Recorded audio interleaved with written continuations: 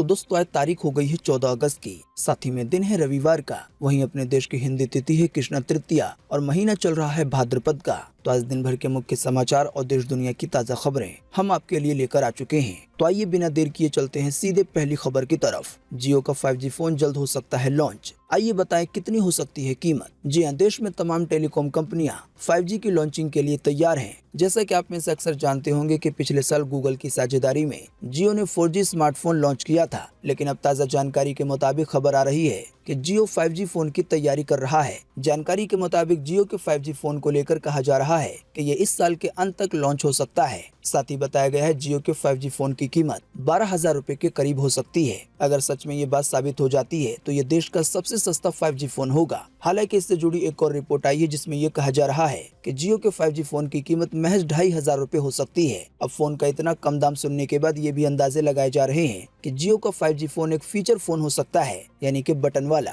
हालांकि वैसे ज्यादा उम्मीद स्मार्टफोन की है। आइए चलें अगली खबर की तरफ। फोन में सिम लगाने का झंझट हो सकता है खत्म। फोन बनाने वाली कंपनियों और टेलीकॉम कंपनियों के बीच छिड़ी है बहस। जी हां, टेलीकॉम कंपनी और स्मार्टफोन निर्माता कंपनियां कथित तौर पर इलेक्ट्रॉनिक सिम यानी कि सिम के मामले को लेकर आमने सामने आ गए हैं। जहां एक तरफ टेलीकॉम कंपनियां ई सिम को अनिवार्य करना चाहती हैं, तो वहीं दूसरी ओर स्मार्टफोन ब्रांड यानी कि स्मार्टफोन बनाने वाली कंपनियां इस बात के पूरी तरह से खिलाफ हैं। अब ये पूरी खबर क्या चल रही है, इसे समझने के लिए आपको ई सिम का पता होना चाहिए। दोस्तों, आप नहीं जानते हैं तो आपको बता दें, ई सिम एक एम्बेडेड सिम है जिसे स्मार्टफोन में ही बना दिया जाता है। और ज्यादा आसान सी भाषा में कहें तो फोन बनाते ही समय एक सिम का सिस्टम डाल दिया जाता है। इसी सिम वाले सिस्टम को इस्तेमाल करके टेलीकॉम कंपनी आपको मोबाइल नंबर दे देती हैं और वो जो मोबाइल नंबर होता है वो इस सिम वाले सिस्टम से कनेक्ट हो जाता है, यानी कि सिम कार्ड लगाए बिना ही उसका टावर वगैरह आपके फोन में आने लगेगा। सबसे अच्छी बात यह है कि ई सिम के खराब होने का खतरा भी नहीं होता, क्योंकि कोई सिम कार्ड होता ही नहीं है। अब एक बड़ा सवाल आता है, जो स्मार्टफोन बनाने वाली कंपनियां हैं वो क्यों नहीं चाहती कि ये सिस्टम अनिवार्य हो जाए। तो इस बारे में जानकारी आई है कि स्मार्टफोन कंपनियों का दावा है कि ई सिम को अनिवार्य अगर किया जाता है तो जो मिड रेंज वाले स्मार्टफोन हैं उनकी मैन्युफैक्चरिंग कीमत बढ़ जाएगी।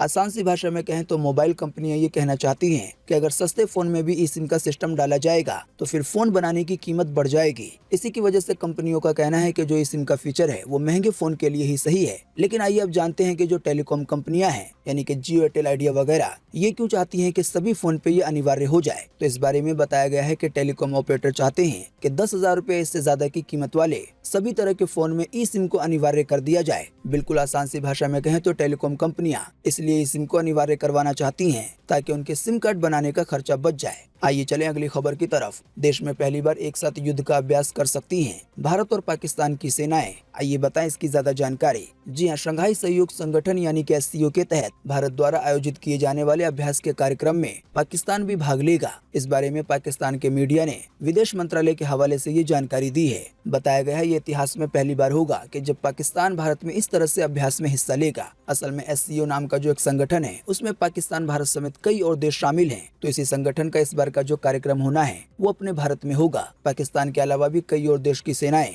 अपने भारत में युद्ध का अभ्यास करेंगी। पाकिस्तान भी इस संगठन में शामिल है, इसी की वजह से उसे भारत आने का अभ्यास करने का मौका मिल रहा है। जानकारी के मुताबिक हरियाणा के मानेसर में होने वाले इस अभ्यास में भारत के अलावा रूस, चीन, Pakistan, Iran, Kazakhstan, Kyrgyzstan, Tajikistan और उज्बेकिस्तान की सेनाएं भी हिस्सा लेंगी। आइए चलें अगली खबर की तरफ। YouTube का ऑनलाइन स्टोर जल्द होगा लॉन्च। पिछले 18 महीने से चल रही है इसकी तैयारी। जी हां, YouTube जल्दी अपना ऑनलाइन स्टोर लॉन्च करने वाला है। रिपोर्ट के मुताबिक YouTube इसके लिए कई बड़ी एंटरटेनमेंट कंपनियों से बात कर रहा है। YouTube के ऑनलाइन स्टोर का नाम चैनल स्टोर होगा। अगर YouTube के इस ऑनलाइन स्टोर के बारे में बिल्कुल आसान सी भाषा में बताएं तो ये भी एक वीडियो प्लेटफॉर्म होगा, लेकिन आपको यहाँ पर वीडियो देखने के लिए सब्सक्रिप्शन के तौर पे पैसे देने होंगे। और ज्यादा आसान सी भाषा में समझने के लिए आप इसे अमेजन के प्राइम वीडियो से या डिज्नी प्लस हॉटस्टार से कंपेयर करके देख सकते हैं। यानी कि YouTube के ऑनलाइन स्टोर पे जिसका नाम चैनल स्टोर रखा गया है, इस पर जो आपको कंटेंट दिखाए जाएंगे वो सब्सक्रिप्शन बेस्ड होंगे। बाकी जब ये सर्विस लॉन्च होगी तो इसकी और ज्यादा जानकारी मिल सकेगी। आइए चलें अगली खबर की तरफ। चीन के जासूसी जहाज को श्रीलंका आने की मिली मंजूरी। 16 से 22 अगस्त तक हम्बनटोटा में ये रहेगा। इसकी वजह से भारतीय नौसेना और इसरो को है खतरा। जी हां, चीन का जासूसी शिप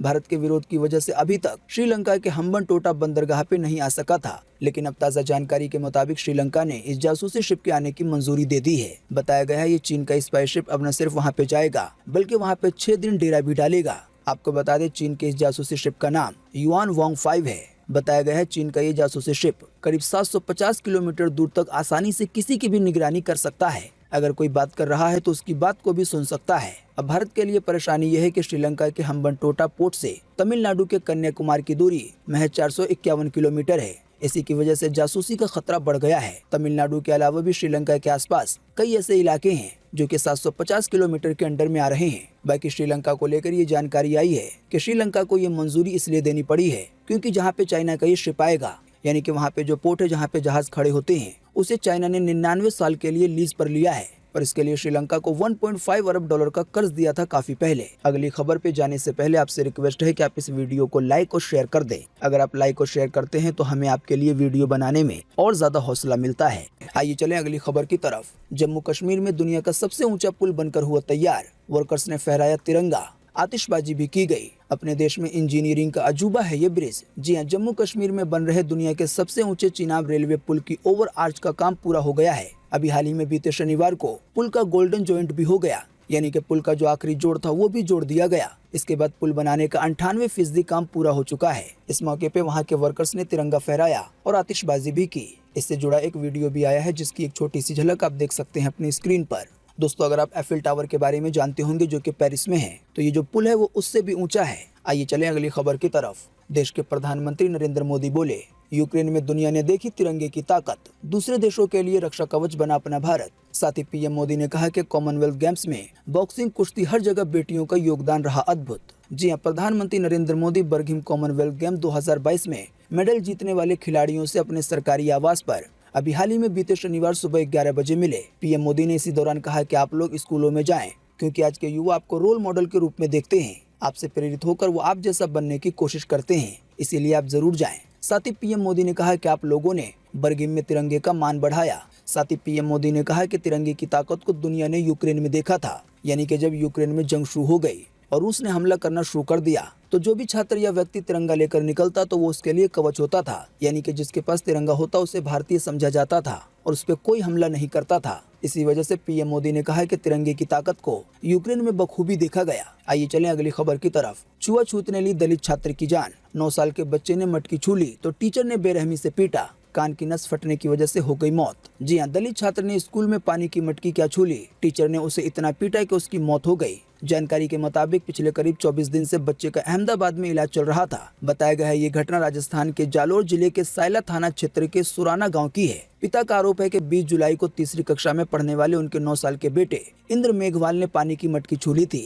इसके बाद टीचर छैल सिंह ने इतनी पिटाई की थी कि उसकी हालत गंभीर हो गई। हालांकि अब पुलिस ने मामला दर्ज कर लिया है। दोस्तों, आप देख सकते हैं कि तकनीक इतनी ज्यादा बढ़ जाने के बाद भी अभी भी देश में किस तरह के लोग रहते हैं। आइए चलें अगली खबर की तरफ। कॉमेडियन राजू श्रीवास्तव का ब्रेन अभी भी रिस्पॉन्स नहीं कर रहा है।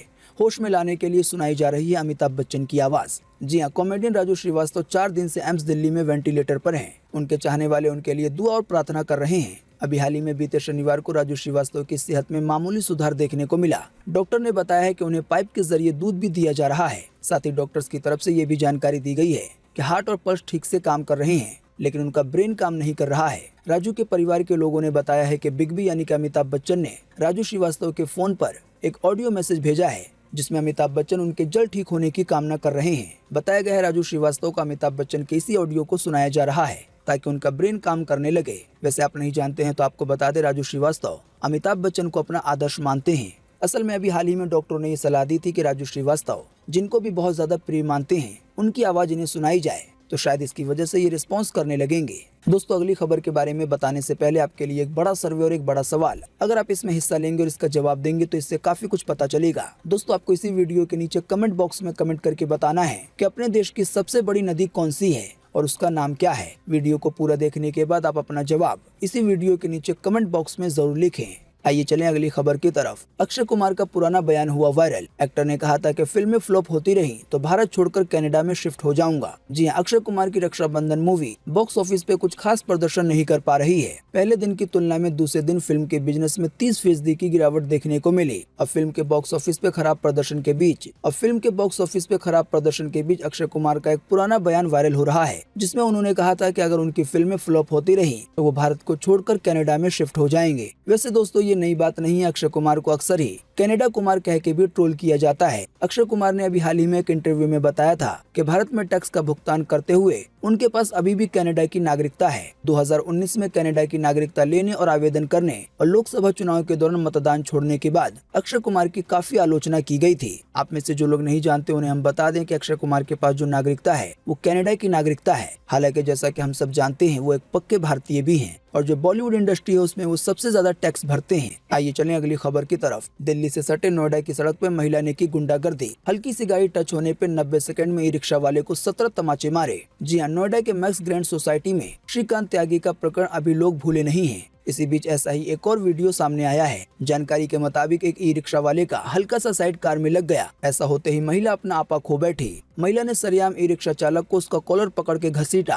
और थप्पड़ जड़ने शुरू कर दिए। जानकारी के मुताबिक ये घटना नोएडा के फेज 2 के सेक्टर 110 स्थित मार्केट की बताई जा रही है। बताया गया है महिला ने करीब 1 मिनट में रिक्शा चालक को 17 थप्पड़ मारे। हालांकि बाद में महिला की शिकायत पुलिस तक पहुंच गई और अब आगे की कार्रवाई का काम किया जा रहा है। आइए चलें अगली खबर की तरफ। 3.5 किलोमीटर लंबा तिरंगा 15,000 लोगों ने थामा। दैनिक भास्कर ने रचा है ये इतिहास। एक साथ बनाए 2 वर्ल्ड रिकॉर्ड। जी हाँ, राजस्थान के पाली में बीते शनिवार का दिन बेहद ही खास था। यहाँ आजादी के अमृत महोत्सव के तहत दैनिक भास्कर की ओर से 6 किलोमीटर लंबी तिरंगा रैली निकाली गई। इसमें शामिल हुए शहर वासियों ने 2 रिकॉर्ड बना दिए। पहला रिकॉर्ड ये कि 3,650 मीटर लंबे तिरंगे के साथ यात्रा निकाली गई, यानी कि तिरंगे का जो साइज था वो लगभग 3.5 किलोमीटर था। वहीं दूसरा रिकॉर्ड ये बना कि 15,000 से ज्यादा लोगों ने इस सबसे लंबे तिरंगे को थामा था। बताया गया है इसके लिए दैनिक भास्कर का नाम golden book of world record में भी दर्ज किया गया है। आइए दोस्तों अगली खबर में कुछ तस्वीरें या वीडियो देखते हैं जो कि हर घर तिरंगा अभियान से जुड़ी हुई है। आप नहीं जानते हैं तो आपको बता दें, बीते 13 अगस्त से पूरे देश में हर घर तिरंगा अभियान चल रहा है।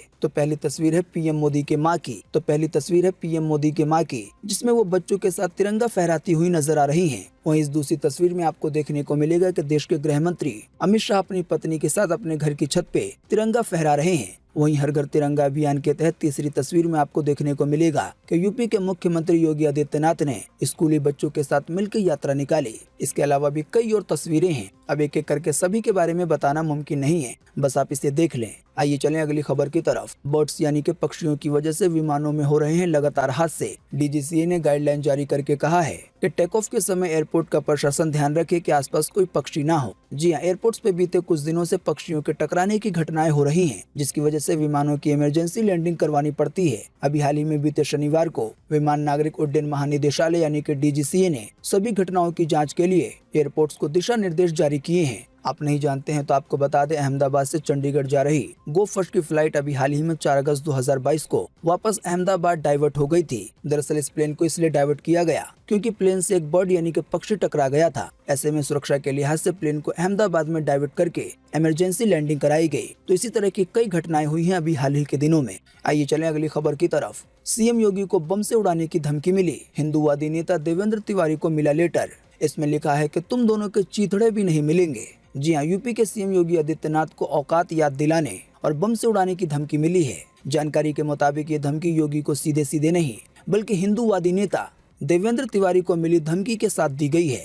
जानकारी के मुताबिक जो धमकी भरा पत्र मिला है उसमें 15 दिन के भीतर उनको मारने को कहा गया है। असल में अभी हाल ही में देवेंद्र तिवारी ने अवैध बूचड़खानों के खिलाफ एक जनहित याचिका दायर की थी। इसी के बाद से उन्हें अब अज्ञात लोगों से ये धमकियां मिल रही हैं और उनके साथ साथ अब यूपी के सीएम को भी धमकियां दी जा रही हैं। आइए चलें अगली खबर की तरफ। केवल एक दवा से 300 सुपर बग्स का होगा खात्मा। अमेरिकी वैज्ञानिकों ने बनाया है एक सुपर ड्रग यानी कि दवाई। बताया गया है सुपर बग्स के कारण हर साल 70 लाख लोगों की जान जाती है, पर अब इन्हें बचाया जा सकेगा। जी, अमेरिकी वैज्ञानिकों ने एक ऐसा ड्रग विकसित किया है जो सुपर बग्स के खिलाफ काम कर सकता है। इसका नाम फेबिमाइसिन है। जानकारी के मुताबिक रिसर्च के दौरान ये सैकड़ों बैक्टीरिया मारने में सक्षम पाया गया है। ये सभी बैक्टीरिया सामान्य दवाओं के प्रति रेसिस्टेंट हैं। दोस्तों, आप नहीं जानते हैं तो आपको बता दें, सुपरबग एक ऐसा बैक्टीरिया, वायरस या पैरासाइट या फंगस है जिस पर एंटीबायोटिक दवाओं का कोई असर नहीं होता है। तो बताया गया है इसी फंगस या इसी बैक्टीरिया की वजह से हर साल लगभग 70 लाख लोगों की जान जाती है। लेकिन फिलहाल जो सुपर ड्रग यानी कि दवाई बना ली गई है तो इसकी वजह से उसे रोकने में मदद मिलेगी। आइए चलें अगली खबर की तरफ। आज 14 अगस्त 2022 को पूरे देश में ये रहेगा मौसम का हाल। मौसम विभाग ने जारी किया है मौसम का पूर्वानुमान। जी हाँ, मौसम विभाग के अनुसार अगले 24 घंटे के दौरान यानी कि आज 14 अगस्त को उड़ीसा में, छत्तीसगढ़ में, मध्य प्रदेश में, राजस्थान में, साथ ही असम में, अरुणाचल प्रदेश में और उत्तर प्रदेश के कुछ हिस्सों में हल्की से मध्यम बारिश होगी। साथ ही इन राज्यों के कुछ स्थानों पर भारी बारिश की भी चेतावनी है। इसके अलावा भी जम्मू कश्मीर में, हिमाचल प्रदेश में और उत्तराखंड में भी हल्की से मध्यम बारिश हो सकती है। इन राज्यों के भी 1-2 स्थानों पर भारी बारिश देखने को मिलेगी। इसके अलावा भी दिल्ली में, पंजाब में, हरियाणा में, झारखंड में, बिहार के कुछ हिस्सों में, गुजरात में, कोंकण में, गोवा में, तटीय कर्नाटका में, मराठवाड़ा में, तेलंगाना के कुछ हिस्सों में, साथ ही अंडमान निकोबार द्वीप समूह में हल्की से मध्यम बारिश की संभावना है आज 14 अगस्त को। आइए चलें अगली खबर की तरफ। एक बार फिर आंदोलन के मूड में है राकेश टिकैत। ट्रैक्टर से आंदोलन में पहुंचे किसान नेता ने दिए हैं संकेत। जी हां, उत्तर प्रदेश के बिजनौर में किसान अपनी मांग को लेकर प्रदर्शन कर रहे हैं। इस प्रदर्शन में भाग लेने के लिए भारतीय किसान यूनियन के प्रवक्ता यानी कि राकेश टिकैत अभी हाल ही में बीते शनिवार को ट्रैक्टर से पहुंचे। यूनियन की पंचायत को संबोधित करते हुए किसानों के आंदोलन को लेकर उन्होंने कई बड़ी बातें कही। उन्होंने सरकार पे वादा खिलाफी का आरोप लगाया। ट्यूबवेल पे बिजली मीटर लगाए जाने के मामले में उन्होंने सरकार पर भी सवाल उठाए। साथ ही उन्होंने केंद्र सरकार पे किसान आंदोलन के समय किए गए वादों को पूरा न करने का भी आरोप लगाया। इसके बाद उन्होंने कहा कि अधिकारियों से बात होगी और अगर बात नहीं बनी तो फिर 15 अगस्त का आयोजन यहीं पे देख के जाएंगे। आशंका जताई जा रही है कि इसका मतलब बिल्कुल साफ है कि एक बार फिर से राकेश टिकैत आंदोलन का मन बनाकर पहुंचे हैं। वैसे दोस्तों, आप नहीं जानते हैं तो आपको बता दें, किसानों की कई सारी मांगे हैं। इसी को लेकर आने वाले दिनों में एक बार फिर से आंदोलन हो सकता है। तो दोस्तों, आज 14 अगस्त 2022 की यही मुख्य समाचार और बड़ी खबरें थी। वीडियो देखने के लिए आपका बहुत बहुत धन्यवाद। Thanks for watching.